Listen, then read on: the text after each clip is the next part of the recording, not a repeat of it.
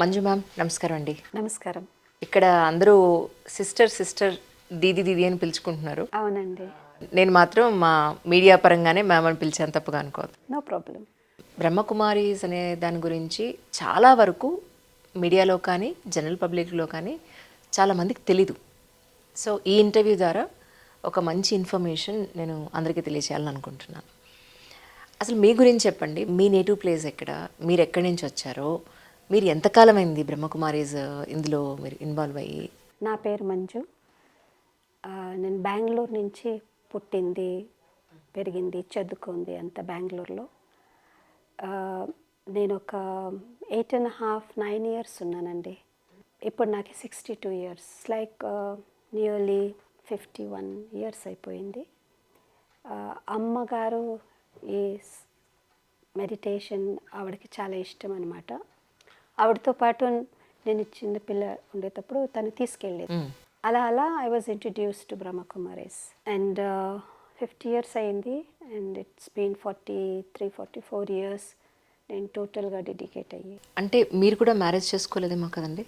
Marriage చేసుకోలేదు, చేసుకోరాదు అనేటువంటి కండిషన్లు ఏం లేవు. అందుకే అంటున్నాను. అంటే ప్రజల్లో ఒక ఆలోచన ఉంది ఏంటి అని అంటే, బ్రహ్మకుమారీస్ దాంట్లో జాయిన్ అయితే కనుక చాలా వరకు పెళ్ళిళ్ళు చేసుకోకూడదు అనేది ఉంది. సో అలా ఏదైనా ఉందా? యాక్చువల్లీ అలా ఏం చెప్పరు.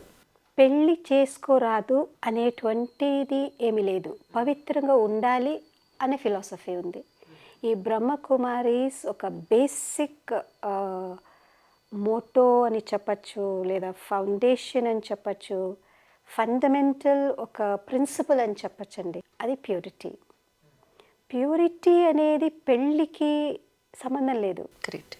సో చాలామంది ప్రజలకు అంటే బ్రహ్మకుమారిలో వస్తే పెళ్ళి చేసుకోరాదు అనుకుంటారే తప్ప, పెళ్ళి చేసుకోకుండా కూడా వాళ్ళు పవిత్రంగా ఉంటున్నారా అనేది ప్రశ్న కదా.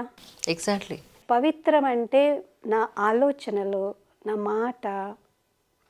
ఇప్పటి రోజుల్లో చూపు కూడా అనుకోవాలి. అబ్సల్యూట్లీ. చెడు చూపుతో చూసేది అపవిత్రమే కదండి. మరి నువ్వు పెళ్ళి చేసుకుంటేంటి, చేసుకోకుండా ఉండేంటి? సో పెళ్ళి అది సృష్టి ప్రారంభం నుంచి పెళ్ళి చేసుకుంటూనే ఉన్నారు. రాధాకృష్ణులు చేసుకున్నారు, లక్ష్మీనారాయణలు చేసుకున్నారు, సీతారాములు చేసుకున్నారు. విషయం అది కాదు. విషయం ఏమంటే పవిత్రంగా ఉన్నామా లేదా. నా మనస్సు, నా ఆలోచన, నా దృష్టి, నా ఫీలింగ్స్, నా వేరే వాళ్ళని చూసేటువంటి చూపు, మీరు చెప్పినట్టు నా వ్యవహారం ఎంత పవిత్రంగా ఉండేదే ముఖ్యము.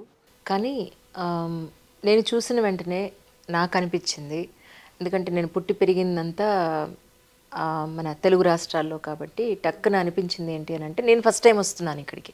ఇంతకుముందు బ్రహ్మకుమారీస్ గురించి నాకు పెద్దగా ఏం తెలియదు. ఓకే. బొట్టు ఎందుకు పెట్టుకోరు, ఈ వైట్ డ్రెస్ ఎందుకు వేసుకుంటారు, ఈవెన్ గాజులు ఇలాంటివి కూడా ఏం వేసుకోరు, చెవులకి ఏం పెట్టుకోరు, ఎందుకు? నంబర్ 1, ఎలా ఒక తెల్ల డ్రెస్ మీద చిన్న మరక పడితే కూడా జనాల దృష్టి ఆ మరక మీద పోతుందే తప్ప, మిగతా బట్ట అంతా తెల్లగా ఉంది, స్వచ్ఛంగా ఉంది అని ఎవరు చూడరండి. సో కొద్దిగా మరక పడితేనే మనం ఫస్ట్ ఆ మరకని తుడిచేసుకుంటాం.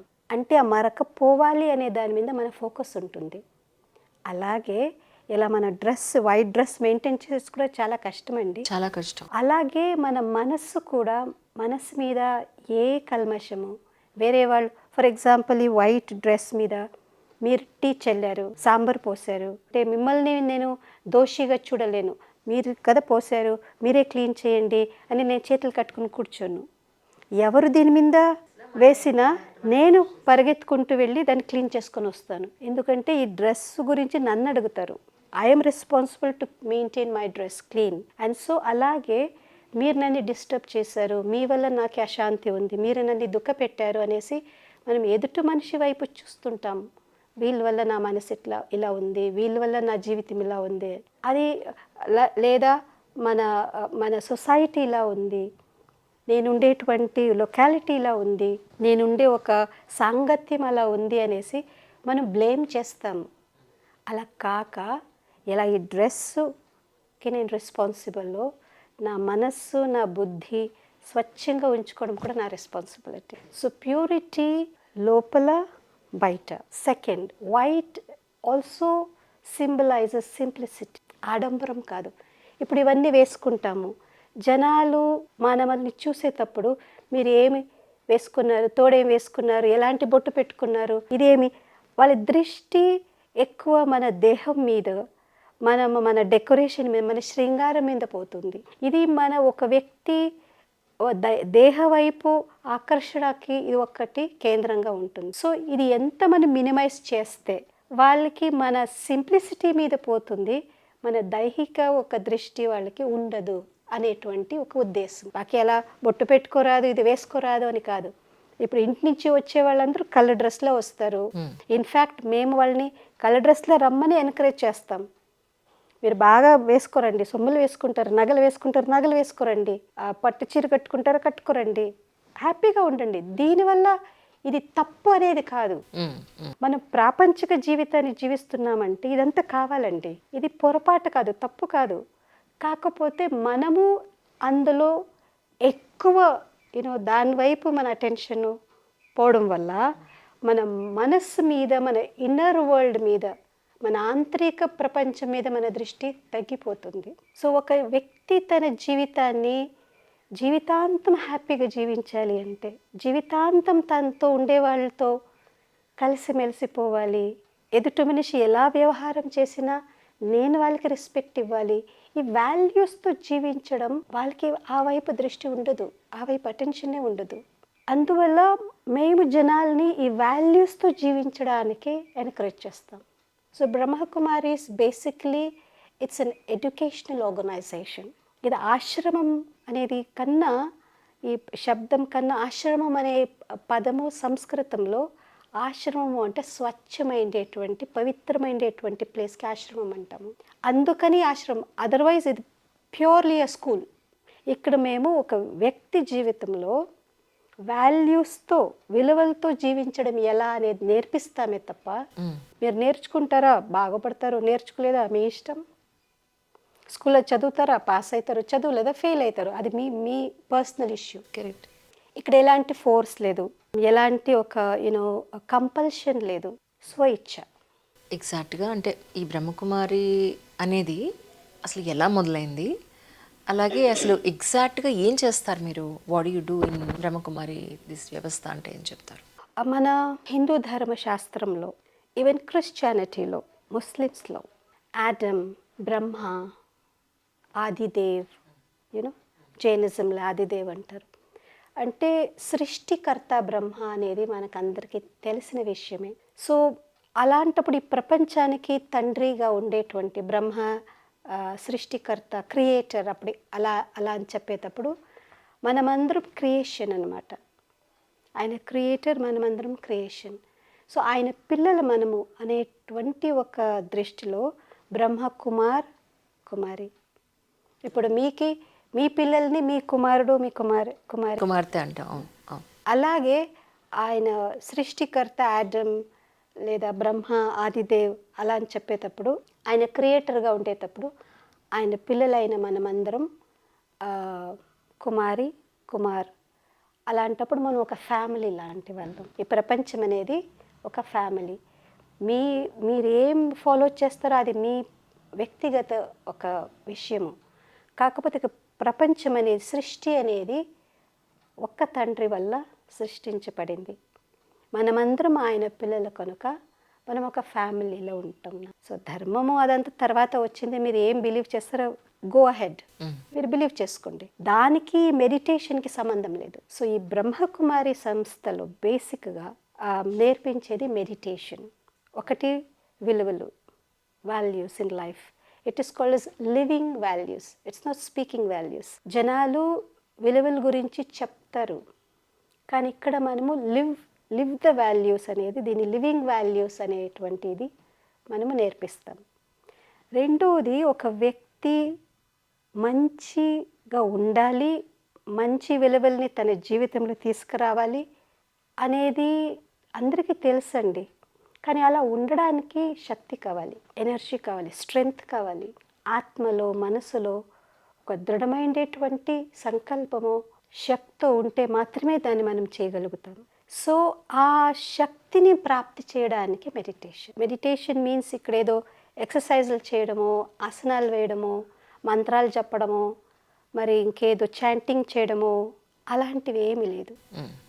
మన ఆలోచన అనేది మన జీవితానికి స్టీరింగ్ లాంటిది. అబ్సల్యూట్లీ. ఇలా మనం రోడ్డు మీద బండి నడపడానికి మన చేతుల్లో స్టీరింగే ఉంటుంది, ఇంజిన్ ఉండదు. ఇంకా కార్లో ఉండేది వేరే ఏది మన చేతుల్లో ఉండదు. మన చేతుల్లో ఉండేదల్లా స్టీరింగ్. దాన్ని కరెక్ట్గా రోడ్లో మనం తీసుకెళ్తే గమ్యాన్ని చేరుకుంటాం. ఆ స్టీరింగ్ మీద మనం ఇది మిస్ అయ్యామో మన కంట్రోల్ తప్పిపోతుంది. సో మన జీవితానికి స్టీరింగ్ మన మనసు అండి. ఆ మనసు మన చేతుల్లో ఉంటే నేను ఎక్కడికి తిప్పాలి అంటే నేను తిప్పగలిగేటువంటి అంత కంట్రోల్ నాలో ఉంటే బెస్ట్ లైఫ్.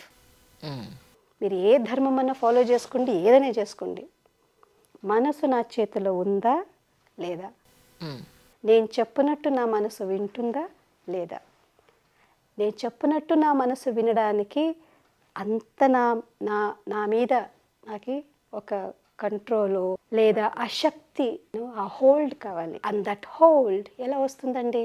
ఏదో ఒక చెయ్యాలి కదా, నడవాలి. పుడితేనే మనం నడవలేము.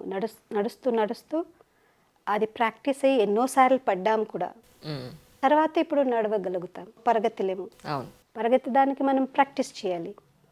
సో మన శాస్త్రాల్లో కూడా 2 things are any spiritual scripture, అది వేదాల, పురాణాల, Bhagavad Gita, Patanjali yoga, any scriptures in the world, అందులో 2 విషయాలు ప్రాముఖ్యంగా మెన్షన్ అయ్యింది. నెంబర్ 1 ప్రాక్టీస్, అభ్యాస్. Second detachment. ఈ 2 ప్రత్యాహార, మన పతంజలి యోగాలో కూడా ఈ ప్రత్యాహార అనేటువంటి దాని మీద ఫోకస్ చేస్తారు. ఈ ప్రత్యాహార అంటే ఏంటి? A sense of detachment. అంటే మనం పరివారంలో ఉంటూ, మనం సొసైటీలో ఉంటూ, మన ప్రొఫెషనల్ లైఫ్లో ఉంటూ, మన ఈ ప్రాపంచిక జీవితం జీవిస్తూ మెంటలీ, మానసికంగా అందులో చాలా లిప్తం కాకుండా కొద్ది వరకు దాని నుంచి మైండ్ని విత్డ్రా చేయాలి. And this is called a sense of detachment. మనం ఒక్క విషయాన్ని రాత్రింపగలం ఆలోచిస్తుంటాం, జీవితాంతం ఆలోచిస్తుంటాం. ఇది ఎందుకు జరిగిందా, ఇది ఎందుకు జరిగిందా, ఎందుకు జరిగిందా, వీళ్ళు ఎందుకు ఇలా ఉన్నారు, వాళ్ళు ఎందుకు ఇలా ఉన్నారు, వాళ్ళు ఎందుకు ఇలా చేస్తారు, ఇలా ఆలోచిస్తూ మనం ఎందుకు అనేదానికి నెవర్ ఎండింగ్ స్టోరీ. దీనికి ఆన్సర్సే లేవు. ఆన్సర్ ఎప్పుడు ఉందంటే జస్ట్ ఒక్క స్టెప్ వెనక్కి తీసి ప్రశాంతంగా కూర్చుండి, అప్పుడు ఆ ఎందుకు అనేదానికి మరి క్లియర్ పిక్చర్ మన కళ్ళు ముందు ఉంటుంది. ఎప్పుడు దాకా మైండ్ ప్రశాంతం కాదో, ఒక స్టెప్ వెనక తీసుకొని మనం హ్యాపీగా కూర్చుందని చూడలేమో, మనకి ఆన్సర్స్ దొరకవు. ట్రూ. ఇలా మనం టీవీ చూసేదానికి ఇంత ముందు కూర్చొని చూడలేము కదండి. ఒక డిస్టెన్స్ మెయింటైన్ చేస్తాం. టీవీ స్క్రీన్ అక్కడ ఉందంటే మేము ఇక్కడ కూర్చుంటాం. అప్పుడు ఇంత డిస్టెన్స్లో మనం హ్యాపీగా కుషన్లు వేసుకొని పాప్కార్న్ తింటూ చూడొచ్చు. అప్పుడు మనం ఎంజాయ్ చేస్తాం. జీవితం అంతే అండి. జీవితాన్ని ఒక డిస్టెన్స్ నుంచి, మన రిలేషన్షిప్ని ఒక డిస్టెన్స్ నుంచి చూడాలి. అలా ఎంత దగ్గర అయిపోతే we lose the happiness. That is called as detachment. So practice and detachment, practice and detachment, ఏ స్పిరిచువల్ ఒక ఎండోరెన్స్ ప్రాక్టీసెస్కి మెయిన్ పిల్లర్స్. కానీ ఇక్కడ ఎవరిని అడిగినా కూడా వాళ్ళు 14 ఏళ్ళకి 16 ఏళ్ళకి అంటే టీనేజ్లో ఉండగానే వాళ్ళు ఇక్కడికి వచ్చేస్తున్నారు చాలామంది. నిజానికి టీనేజ్లో ఉండే ఆ థాట్ ప్రాసెస్ కానీ, నాకు ఇలాంటి బట్టలు వేసుకోవాలి, ఈ సెల్ ఫోన్ కావాలి, ఈ చెప్పులు కావాలి, ఈ హెయిర్ స్టైల్ కావాలి, ఈ సినిమా చూడాలి, ఫ్రెండ్స్తో అక్కడ తిరగాలి, ఇక్కడ తిరగాలి, అదొక స్టేజ్ దాటిన తర్వాత మళ్ళీ నాకంటూ పెళ్ళి, పిల్లలు, ఒక కెరియర్, ఒక సొంత ఇల్లు, సొంత కారు, ఇంత బంగారం కావాలి, ఇలా ప్రాపంచిక సుఖాలు, శారీరక ధర్మాల్ని నిజంగానే ఇక్కడ జాయిన్ అయిన తర్వాత అవన్నీ దాటగలడం అంత ఈజీయా మ్యామ్? Beautiful question. మీరు ఒక మంచి పదాన్ని వాడారు, ప్రాపంచిక సుఖాలు. మీరు ఇప్పటిదాకా మెన్షన్ చేసినవన్నీ ప్రాపంచిక సుఖాలా లేదా అది కంఫర్ట్సా? There is lot of difference between comfort and happiness. People in the world many a times mistake comfort for happiness, which is not so true. Correct. ఇప్పుడు ఈ కౌచ్ ఉందండి, ఆహా ఎంత బాగుంది తెలుసా, హ్యాపీగా వెనక కుషన్లు వేసుకొని, ఎంత రూమ్ బాగుంది, ఏసీ. ఇది హ్యాపీనెస్ కాదండి, ఇది కంఫర్ట్. ఎస్, ఈ కంఫర్ట్ని కొనడానికి మనకి డబ్బు కావాలి. డబ్బు కావాలి అంటే మనం పని చేయాలి. ఇది ప్రాపంచిక ఒక ప్రాసెస్ అన్నమాట. అంటే ఈ శరీరాన్ని ఈ ప్రపంచంలో ఉన్నాము, ప్రపంచంలో ఉండడానికి మనకి శరీరం ఉంది. ఈ శరీరాన్ని కంఫర్టబుల్గా ఉంచాలి అనడానికి ఇవన్నీ కావాలి. ఇందులో తప్పేమీ లేదు. డబ్బు సంపాదించడం తప్పు కాదు. మీరు బంగారం వేసుకుంటారు, నగలు వేసుకుంటారు, అదేం పొరపాటు తప్పు కాదు. కాకపోతే ఇదే జీవితం అనుకోవడం, ఇదే హ్యాపీనెస్ అనుకోవడం తప్పు. ఇది పెద్ద పొరపాటు. హ్యాపీనెస్ అనేది స్టేట్ ఆఫ్ మైండ్, కంఫర్ట్ అనేది బాడీకి కావాలి. ఇప్పుడు మీ అన్నీ బంగారం ఉంది, పెళ్ళి చేసుకున్నారు, పిల్లలు ఉన్నారు, రంగు డ్రెస్సులు వేసుకుంటారు, మీరు పకోడాలు తింటున్నారు, అది తాగుతున్నారు, అక్కడికి వెళ్తున్నారు, ఇక్కడ వెళ్తున్నారు. కానీ నా మైండ్ ఎప్పుడు డిస్టర్బ్ ఉందంటే మీరు సుఖంగా ఉంటారా? మరి హ్యాపీనెస్ ఎక్కడుందండి? చాలా మన దీంట్లో కథలు చెప్తారు. ఒక రాజు వ్యక్తిని భోజనానికి ఇన్వైట్ చేశారనమాట. అది మహారాజు ఒక ప్యాలెస్లో భోజనం ఎలా ఉంటుంది? Everything you name it and you have it. మంచి సంగీతం, మంచి wine means different types of రాజప్రసాదాలు అంటారు, రాజభోగాలు అన్నీ ఉంటూ మంచి మ్యూజిక్, తనకి ఇష్టం ఉండేటువంటి అందరూ మనుషులు ఉన్నారు, సంగీతం ఉంది, తనకి నచ్చేటువంటి అన్నీ ఉన్నాయి. కానీ తను ఎక్కడ కూర్చున్నాడో పైన ఒక స్వాడ్, దాన్ని ఒక థిన్ థ్రెడ్లో అలా కట్టి పెట్టారు. దాని కింద అతడు కూర్చొని ఇవన్నీ ఎంజాయ్ చేయాలి. Oh my God. దీని బదులు వాడి ఇంట్లో వాడు చక్కగా మామూలు కాస్త పెరుగనం తిన్నా ప్రశాంతంగా తింటాడు కదా. విషయం అది కాదు. విషయం ఏమంటే ఇప్పుడు ఆ వ్యక్తికి సుఖం అనుభవించేటువంటి ప్రతిదీ ఉంది అక్కడ. ఇప్పుడు రాజు తనకు నీకేం కావాలా, ఎంత కావాలా, ఎవరు కావాలా, ఎలా కావాలా, నీ ఇష్టమని వదిలిపెట్టేశాడు. బట్ ఓన్లీ కండిషన్ ఏమంటే తను ఆ సీట్లో కూర్చోనాలి. ఎక్కడ పైన అయితే కత్తి సన్నటి దారంతో వేలాడి తీసాడు, ఆ కత్తిని వేలాడి ఉంది. ఏ నిమిషాలైనా పడిపోతుంది కదా మ్యామ్. ఆ ఒక్క థాట్ ఉండేదాని వల్ల ఇన్ని ఒక ప్లెజర్ అనుభవించేటువంటి సాధనాలు ఉంటే కూడా ఆ వ్యక్తి అనుభవించలేడు. ఇప్పుడు చెప్పండి, సుఖం ఎక్కడ ఉంది? One thought, worry. మనం చాలా చింత చేస్తాము, వరీ చేస్తాము, రాత్రం పగలం ఆలోచిస్తుంటాం, బెంగ పెట్టుకుంటాం. ఇలాంటి స్టేట్ ఆఫ్ మైండ్లో ఒక వ్యక్తి ఎన్ని ఆస్తులున్నా, కోట్లున్నా, 10 కార్లు నా ఇంటి ముందు నిలబడి ఉంది, నా మాట వినేవాళ్ళు 10 మంది ఉన్నారు, నేను చిటికలు వేస్తే నిలబడేటువంటి అన్నీ ఉన్నాయి. కానీ ఏదో ఒకటి లోపల నా మైండ్ని అలా ఒక నా మనశ్శాంతి అనుకోండి, దాన్ని కూలగొట్టేటువంటి ఒక్క ఆలోచన ఉంటే కూడా నా జీవితంలో హ్యాపీనెస్ ఉండదు. కరెక్ట్. ఎన్ని సుఖ సాధనాలు ఉంటే కూడా ఒక్క ఆలోచన నా మనశ్శాంతిని తీసుకుని వెళ్ళిపోతుంది. So now the entire philosophy of spirituality is your thought. Correct. So meditation అంటే మీ థాట్ని సెర్చ్ చేసుకోవడం, అంతే అండి. మనం ఈ కలియుగంలో ఉంటున్నాం, అన్సర్టన్ ఒక పరివేశంలో ఉంటున్నాం.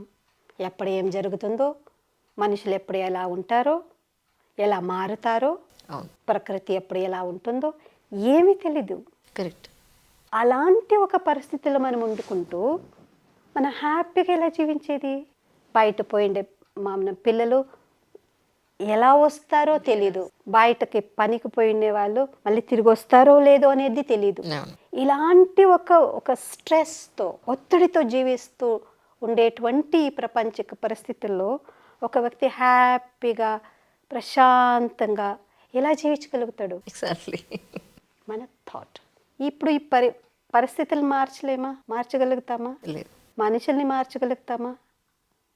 మన ఇంట్లో వచ్చే ఎందుకండి మన ఇంట్లో వచ్చే పని మనిషిని మార్చగలుగుతామా? లేదు. ఏం మార్చగలుగుతామండి? ఎకానమీని మార్చగలుగుతామా? పాలిటిక్స్ని ప్రకృతిని మార్చగలుగుతామా? What actually can you change? Nothing except my way of thinking, and that is meditation. నా ఆలోచన విధానాన్ని మార్చుకునే దానివల్ల నేను ప్రపంచాన్ని ఒక కొత్త దృష్టితో చూడగలుగుతా. నా ఆలోచనల్ని మార్చుకోలే దానివల్ల, because every thought is followed by a feeling. ఇందాక చెప్పారు కదా, నగలు వేసుకోవడం, అది వేసుకోవడం, ఇది ఇలా ఉండడం, పెళ్లి చేసుకోవడం, పిల్ల పాపలతో ఉండడం, ఒక మంచి ప్రొఫెషన్ ఉండడం, మంచి ఇల్లు ఉండడం, ఇదంతా ఎందుకు కావాలండి? ఇదంతా ఉంటే ఏముంటుంది? సమాజంలో మనుషులు మనల్ని పట్టించుకుంటారు, లేదంటే గౌరవం, అదే పెద్ద స్టేటస్ సింబల్ అని అనుకుంటున్నారు. ఒక స్టేటస్ ఉంటే ఏముంటుంది? మిమ్మల్ని అందరినీ గౌరవిస్తున్నారు, మీకు మంచి స్టేటస్ ఉంది, అది ఉండేదాని వల్ల మీకేముంటుంది, ఏమొస్తుంది?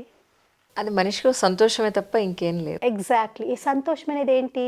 ఒక ఫీలింగ్, దట్స్ ఇట్. ఒక వ్యక్తికి జీవితాంతం మంచి ఫీలింగ్తో ఉండడం కోరుకుంటాడు. That is meditation.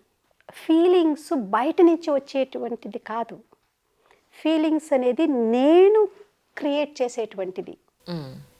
ఇప్పుడు మీరు నాకే మర్యాద ఇచ్చారో లేదు, అది మీ వంతు.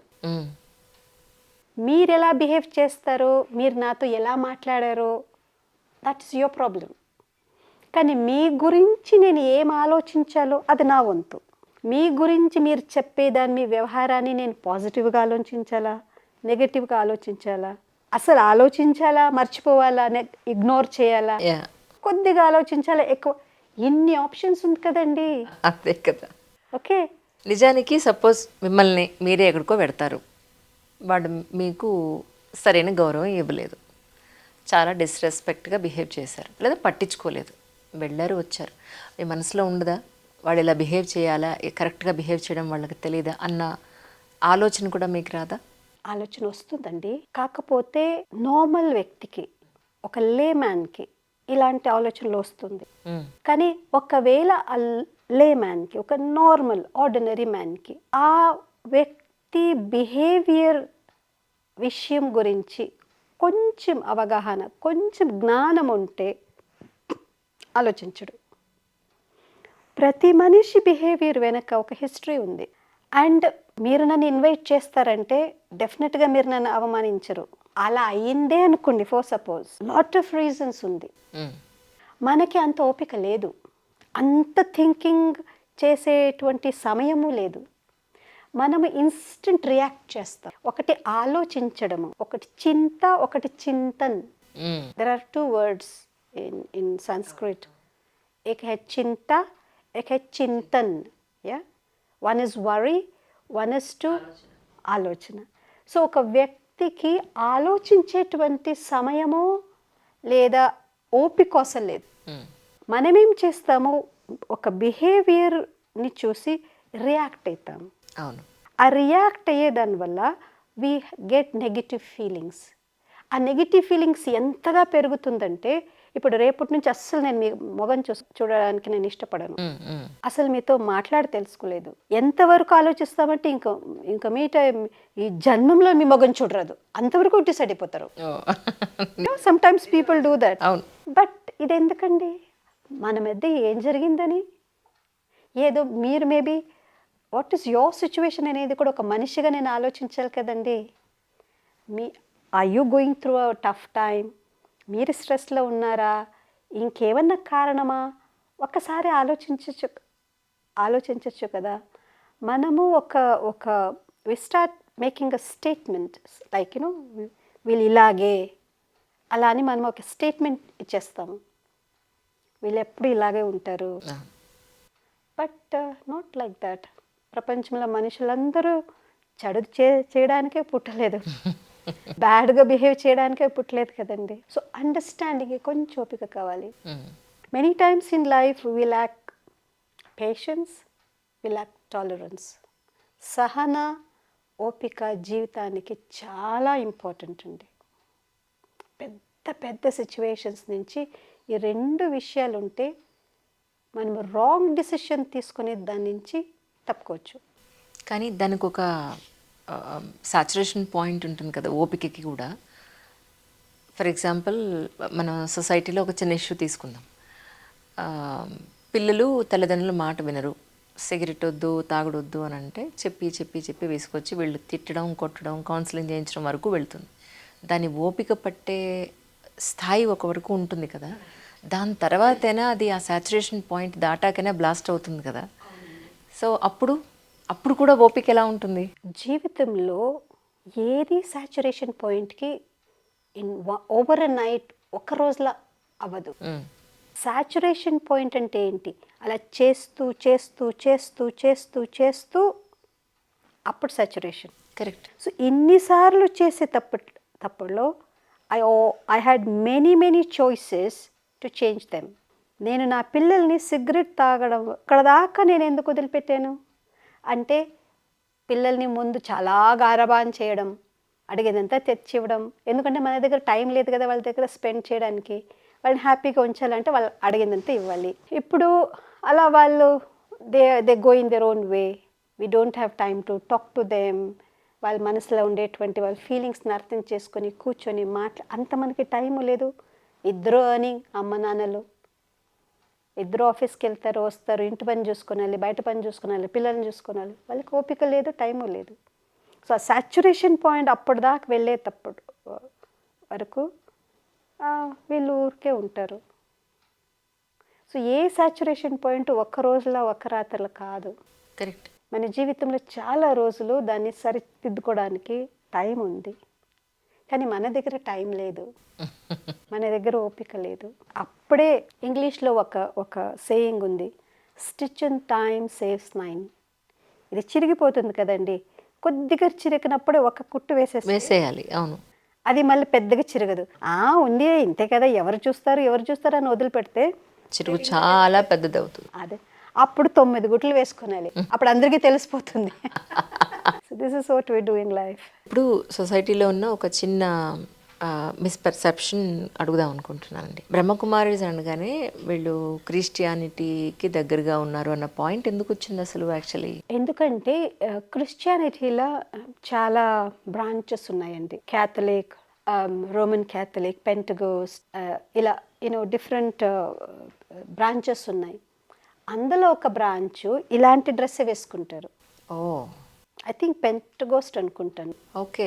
వాళ్ళు ఇలా ఫుల్ బ్లౌజు, ఇలా వైట్ ఇది వేసుకుంటారు.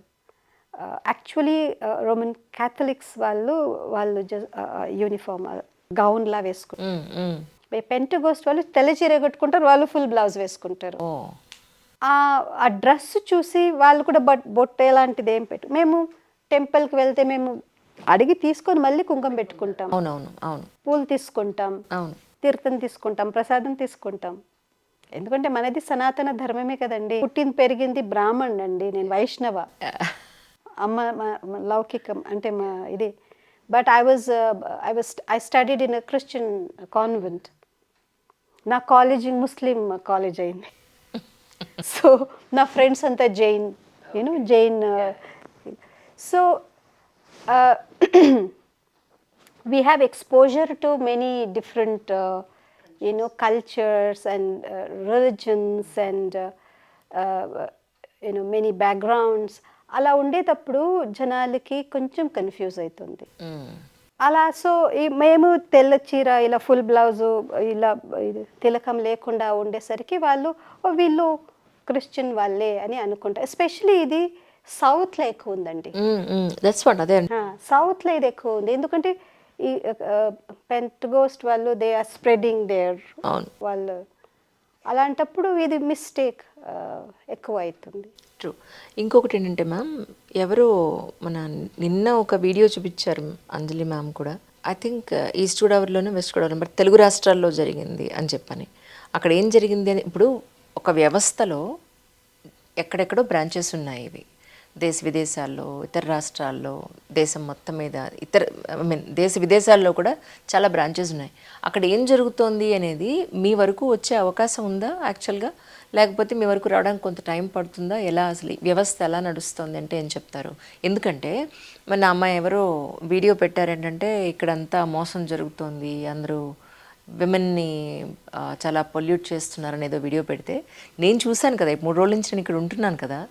Nothing is like that. ఇక్కడది విదేశాలదా? ఇక్కడది ఇక్కడిది లోకల్ది, తెలుగు రాష్ట్రాల్లో. నాకు మళ్ళీ తర్వాత మళ్ళీ సారీ అని వేరే వాళ్ళు ఇది ఫేక్ చెప్పారు, ఇది ఫేక్ వీడియో అని కూడా వాళ్ళు చేశారు. నేను అనేది ఏంటంటే ఇలాంటి చిన్న చిన్న వాటి వల్ల, ఇలా ఫేక్ వీడియోస్ వల్ల కూడా కొంత మనకుండే ఏమంటారు క్రెడిబిలిటీ అనేది కొంత తగ్గుతూ ఉంటుంది కదా, ఆ క్లారిటీ కోసం అడగడమే.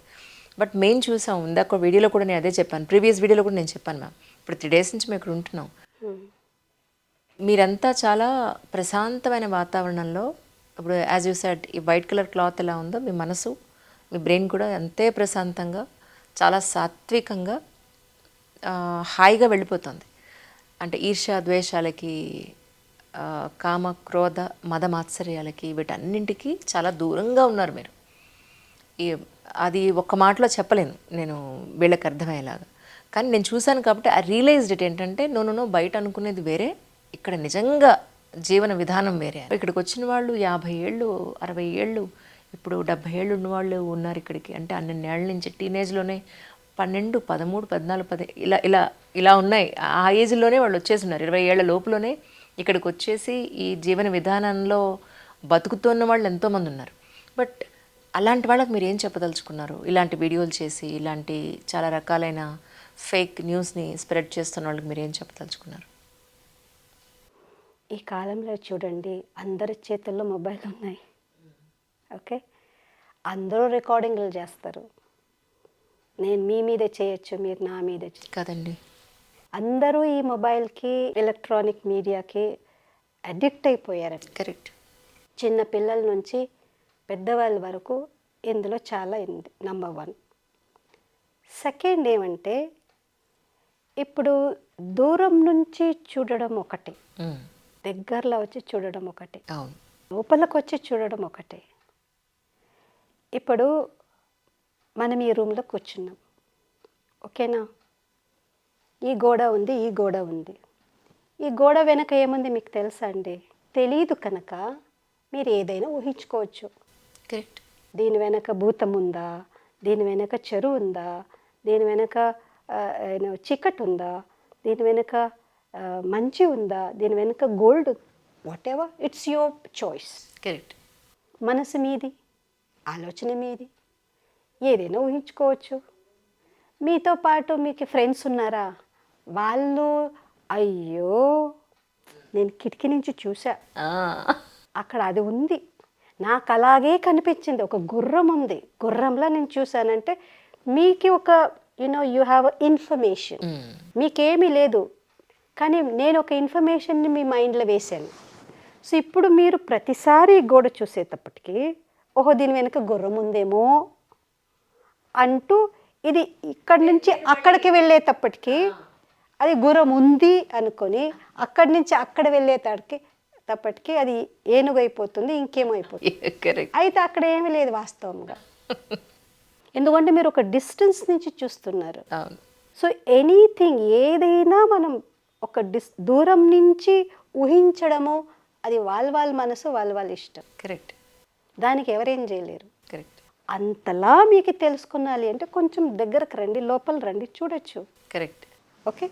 సెకండ్, నేను మీకు ఇంతకు ముందు చెప్పినట్టు ఇది ఒక స్కూల్ అన్నమాట. ప్రతి స్కూల్లో పిల్లలకి ఒక టీచర్ పాఠం నేర్పిస్తారు. ఒక 50 స్టూడెంట్స్ ఉన్నారు అనుకోండి, విద్యార్థులు. టీచర్ వాళ్ళకందరికీ నేర్పిస్తారు.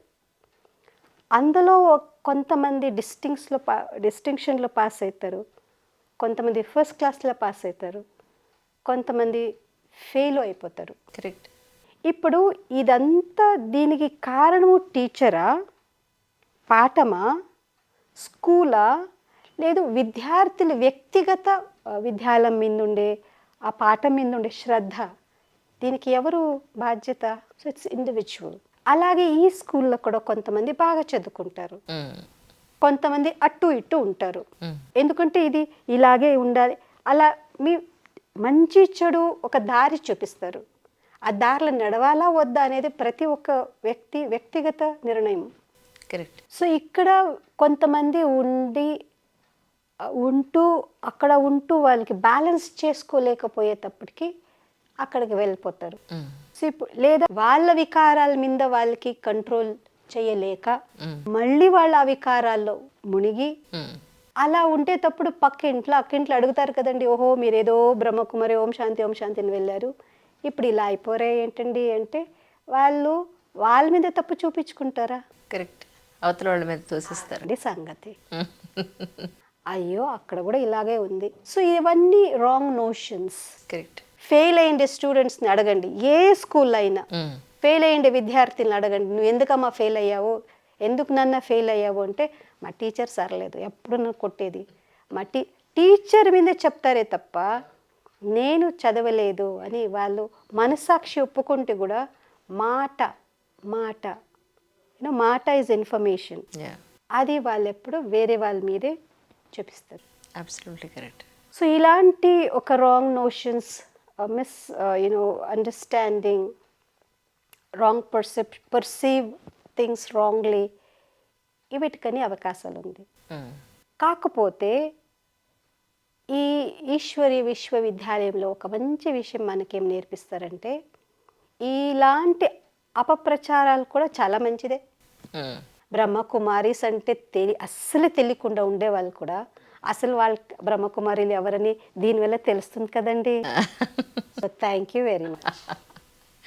సో మేము చేయకుండా పనులు మీరు చేస్తున్నారు. కానీ దేశ విదేశాల్లో కూడా యాక్చువల్లీ బ్రహ్మకుమారి వ్యవస్థ అనేది ఉంది. అవునండి. ఇంత పెద్ద వ్యవస్థ ఎలా మెయింటైన్ అవుతోంది? ఎందుకంటే చాలామంది ఇక్కడే ఉంటున్నారు, షెల్టర్ ఇక్కడే, తిండి ఇక్కడే, ఈ మెయింటెనెన్స్ అంతా, ఈ వ్యవస్థ అంతా ఎలా నడుస్తుంది ఇన్ ఆల్ ఆస్పెక్ట్స్? ప్రతి బ్రహ్మకుమారి సెంటర్, ఎవ్రీ సెంటర్, ప్రతి centre a self sufficient centre. ఇప్పుడు ఒక హైదరాబాద్లో ఒక సెంటర్ ఉందండి, సికింద్రాబాద్లో ఒక సెంటర్ ఉందండి, మైసూర్లో ఒక సెంటర్ ఉంది, బెంగళూరులో అక్కడ 10 ఉండే ఒక్కొక్క సెంటరు ఇండివిజువలీ అక్కడ వచ్చేటువంటి స్టూడెంట్స్ దాన్ని మెయింటైన్ చేస్తారు. అక్కడ రెగ్యులర్గా వచ్చేటువంటి స్టూడెంట్స్ దాన్ని చూసుకోవడానికి వాళ్ళు ఆఫర్ చేస్తారు, మేము స్పిరిచువల్ మీ దగ్గర నుంచి తీసుకుంటున్నాం, we want to do something. అలా వాళ్ళు వాలంటరీగా వాళ్ళు చేస్తారు. సో అలా ప్రతి centre self sufficient centre. Right. Gyan Sarovar అనేటువంటి ప్లేస్లో వీ హ్యావ్ 43 డిపార్ట్మెంట్స్. ఇది ఒక పెద్ద 23 ఏకర్స్లో కన్స్ట్రక్టెడ్ ప్లేస్, సెట్ బ్యాక్ వదిలిపెట్టేసి కన్స్ట్రక్టెడ్ ఏరియా 23 ఏకర్స్ ఉంది. ఇక్కడ 43 డిపార్ట్మెంట్స్ ఉన్నాయి. సో ప్రతి డిపార్ట్మెంట్ వాళ్ళు వాటర్ డిపార్ట్మెంట్ వాళ్ళు వాటర్ చూసుకుంటారు. కిచెన్ డిపార్ట్మెంట్, కిచెన్లో కూడా 3 సెక్షన్స్ ఉంది. కిచెన్లో ఒకటి వెజిటబుల్ కటింగ్, రోటీ మేకింగ్ చేసి ప్రసాదం చేసేవాళ్ళు, మెయిన్ కిచెన్, ప్రతిరోజు భోజనం చేసేవాళ్ళు, వడ్డించేవాళ్ళు. సో ఇలా వేరే వేరే డిపార్ట్మెంట్స్ ఉంది. ఈ డిపార్ట్మెంట్స్ వాళ్ళు అదే పని చేస్తుంటారు.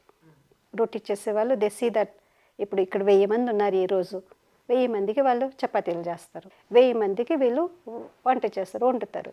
ఇక్కడ 1000 మందికి కార్పెంటరీ డిపార్ట్మెంట్ ఉంది, వాళ్ళు ఇక్కడ ఈ సోఫాలు కావాలి, ఫర్నిచర్ కావాలి, అది కావాలి, అది చూసుకుంటారు. అంటే వాళ్ళు శాలరీకే పనిచేస్తారండి? ఇక్కడ ప్రతి సెంటర్లో 99% డెడికేటెడ్ పీపుల్. ఇక్కడ ఎవరు డబ్బు తీసుకొని చేసేవాళ్ళు ఎవరు లేరు. దీన్ని మేము డెడికేషన్ అంటాం, సరెండర్ అని అంటాం, సమర్పణం అంటాం. అంటే ఒక భగవంతుని సేవకి, ప్రజల సేవ కోసం వాళ్ళ జీవితాన్ని అర్పణ చేసేసి అక్కడే ఉంటూ వాళ్ళు ఆ సేవ వాళ్ళకి ఇస్తారు, అది చేసుకుంటూ పోతారు అలా. It's amazing really. కానీ ఇక్కడ ఎలాంటి క్వాలిఫికేషన్స్ ఉంటే ఇక్కడ ఒక మెంబర్ అవ్వగలుగుతారు అంటే ఏం చెప్తారు? మెంబర్ అవ్వడానికి మీకు ఏ క్వాలిఫికేషన్ అవసరం లేదు, ఎక్సెప్ట్ ఇంట్రెస్ట్ ఇన్ స్పిరిచువాలిటీ. నా జీవితాన్ని నేను ఉన్నతంగా చేసుకోవాలి అనే ఒక ఇంట్రెస్ట్ ఉండే క్వాలిఫికేషన్ తప్ప, నా జీవితం మీద నాకు ఇంట్రెస్ట్ ఉండాలి, మంచిగా చేసుకోవాలి అనేటువంటి ఇంట్రెస్ట్ ఉండాలి, ఇదే పెద్ద క్వాలిఫికేషన్. చదువు ఇది మనసుకు సంబంధించింది కదండి, మనసుకు సంబంధించింది, దానికి నా మనసుని నేనే అర్థం చేసుకోగలను, దీనికి క్వాలిఫికేషన్ ఏం కావాలి? ఇప్పుడు మీరున్నారు, అవునండి, వెల్ ఎడ్యుకేటెడ్, మీరు ఎక్కడ బయట ఉద్యోగం చేయట్లేదు, జస్ట్ ఇక్కడే డివోటెడ్గా ఇక్కడే ఉంటున్నా. వచ్చిన వాళ్ళందరికీ ఎంత మంచి చెప్పాలో అంత మంచి చెప్తూ ఉన్నారు. అవునండి. ఇంకా ఎండ్ ఆఫ్ ది డే వరకు, ఎండ్ ఆఫ్ ది లైఫ్ వరకు కూడా షెల్టర్ ఇదే, ఇక్కడే మీ ఈ జీవన విధానంలోనే జీవితాన్ని గడుపుతూ ఆ, మంచి చెప్తూ స్ప్రెడ్ చేస్తూ ఉంటారు అంతే. అంతే. అవును, నేను క్వశ్చన్ అడగచ్చా? అడిగండి. మీరు ఇంట్లో కూడా ఏం చేస్తారండి? ఇంతే కదా, అంతేగా. చేసుకుంటారు. అవును. అదే ఆ, భర్త, అదే పిల్లలు, జీవితాంతం ఆ పిల్లలకి వాళ్ళకి భర్తకి. వంట వండి పెట్టాలి, వాళ్ళ మంచి చెడు చూడాలి, హెల్త్ అండ్ వెల్త్ చూడాలి, ఇల్లు క్లీనింగ్ చూసుకోవాలి. ఇట్స్ ఆల్ కదా టు బి డన్. యా. కదా. ఇప్పుడు ఇది ఇంత పెద్ద ఒక క్యాంపస్ ఉంది కనుక ఇన్ని డిపార్ట్మెంట్స్ ఉన్నాయి. కానీ బయట సెంటర్స్ ఉన్నాయి కదండి, ఇక్కడ ఒక 2 members 3 members అంతే ఉంటారు. కరెక్ట్. సో వాళ్ళు, మీరు చెప్పారు కదా, అవన్నీ వాళ్ళు అక్కడ చూసుకునాలి. మాది ఇంకా స్వార్థం, నా పిల్లలు, నా ఇల్లు. మీది ఏ స్వార్థం లేకుండా నిస్వార్థంగా ప్రపంచం కోసం వచ్చే పాటుపడతారు. పిల్లలకి చూసుకుంటాం. అద్భుతం, అద్భుతం. ఇది కుటుంబమే, అది కుటుంబమే. మ్, మీరు ఇద్దరు పిల్లలకి, ఒక భర్తకి, ఒక అమ్మ నాన్నకి చూసుకుంటారు. మ్. ఇక్కడ ఇంతమంది పిల్లలు వస్తారు, ప్రపంచంలో ఉండే వాళ్ళందరూ భగవంతుని పిల్లలు వస్తారు, వాళ్ళని చూసుకుంటాం మేము. రైట్. వాళ్ళు బాగున్నారా, వాళ్ళు తిన్నారా, వాళ్ళు మంచిగా ఉండాలి, వాళ్ళ కోసం చూసుకుంటాం. వాళ్ళ కోసం ఇక్కడ క్లీన్ కావాలి, వాళ్ళ కోసం వంట వండాలి, అన్ని వ్యవస్థ చేయాలి. Everything should be you know on time. మీకు మూడ్ లేదంటే మీరు ఈరోజు నేను వంట చేయను, అలిగాను, హోటల్ ఆర్డర్ చేసుకోండి అంటారు. మేము ఇక్కడ అలా చేయలేదు కదండి. కరెక్ట్. మేము అంటే ఇక్కడ ప్రతి ఒక్కరికి చెయ్యాలి, ప్రతిరోజు ప్రతి పూట చేయాలి. యాక్సెప్టెడ్. సో ఇక్కడ ఎందుకంటే మేము భగవంతుని పిల్లల కోసం, భగవంతుడు భగవంతుడు అని భగవంతుని పిల్లల కోసం చేస్తున్నాం. ఇది డెడికేషన్. ఎలాంటి వాళ్ళు బ్రహ్మకుమారి అంటే ఈ వ్యవస్థ దగ్గరికి రావచ్చు, ఉండొచ్చు, లేదంటే విజిట్ చేయొచ్చు అని అంటే ఏం చెప్తారు?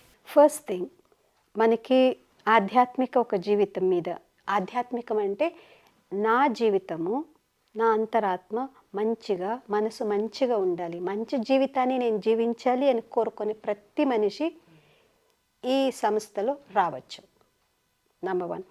కంటిన్యూస్గా ఒక 2 years మినిమం దీన్ని బాగా వాళ్ళు చూసి చదివి నేర్చుకున్న తర్వాత వాళ్ళకి నేను ఇందులోనే నా జీవితం, మొత్తం జీవితం ఇందులోనే నేను అర్పణ చేయి, ఇలాంటి జీవితమే నేను ఎప్పటికీ జీవించాలి, దీనికోసమే నేను ఒక సరెండర్, డెడికేట్ కావాలి అనేటువంటి ఉండేవాళ్ళు, వాళ్ళ ఇంట్లో అమ్మ నాన్న, వాళ్ళ భర్త, హూఎవర్, వాళ్ళ పర్మిషన్తో ఇక్కడ వచ్చి ఉండొచ్చు.